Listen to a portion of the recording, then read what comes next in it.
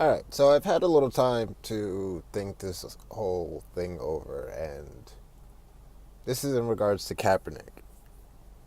I stand with Kaepernick in the fact that I think that there's nothing wrong with what he did to stand up for issues that plague African Americans when it comes to police brutality and the injustice in our justice system in regards to them and things like that. Like I'm with you on taking a knee. What I'm not backing is the whole blackout thing because this presents a bit of a different argument to where I think that's leading people to say, "Hey, Kaepernick took a knee, so now no NFL team is going to sign him, and we're not going to watch any games until somebody signs him."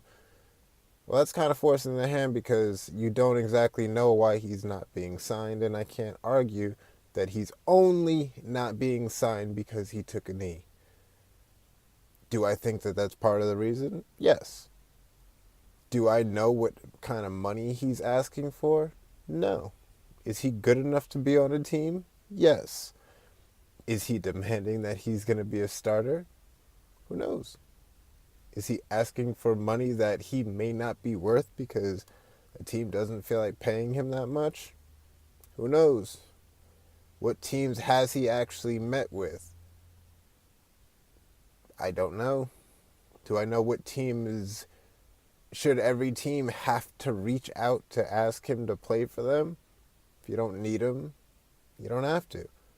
And then it was brought up by LaShawn McCoy where it's, yes, it's stupid that you're going to say, oh, we don't want the distraction. But if you know somebody is going to come and bring what could be considered to others a distraction to your team and bring attention to your team, are you worth that much of a headache for, I'd say, the owners or the team or anything like that? Are you worth that? High profile quarterback? Yes. Backup quarterback? Not necessarily. And that may be something that people take as, oh, you're going to call this a headache standing up for black people. It's not that it's standing up for black people that it's a headache. It's the media coverage that's a headache. And the reporters who will continue to ask about it probably every week of the season. It's those things, the people who are going, oh, is it a problem that he did this and something like that? Like, I can see that being a headache for a team to deal with. So I can't say, oh, I put it on every single team, and every single team should say, yes, we're going to sign you as a backup. Maybe he doesn't want to sign to backup pay. I don't think he would have an issue with signing for a team and saying, all right, you let me start, then I start, cool. But he may be like, oh, well, I want starter type money to ride the bench, which I can't say every team is going to actually want to pay or be willing to pay over giving up their less than stellar backup who's not necessarily as good as Kaepernick, but also isn't costing them as much money because their pay is less than what Kaepernick may be asking for. So while people can go ahead and say, I'm not going to watch any NFL games because the league is obviously taking a stand against, but they are showing that they don't really care about the issues that affect black community, even though the majority of the league is black. I can't back with that because you're in a way stating, oh, Kaepernick's only not signed because he took a knee. If he never took a knee, he would be signed. We don't know that. Do I think that it affects it? Again, yes. The I guess there should be a way that the league can make a blanket statement that that shouldn't be factored in. But then it would be, well, then show me a team that didn't sign him solely because of that and nothing else. I think the Ravens are the only team who would, I guess, relatively come close because the owner says that he reached out to Ray Lewis, and then the fans to see how they would feel and blah blah blah. So I think that's kind of stupid. But if you just don't want to give him the money that he wants and he wants a certain amount of money, can you fault somebody for that? Because he took a knee?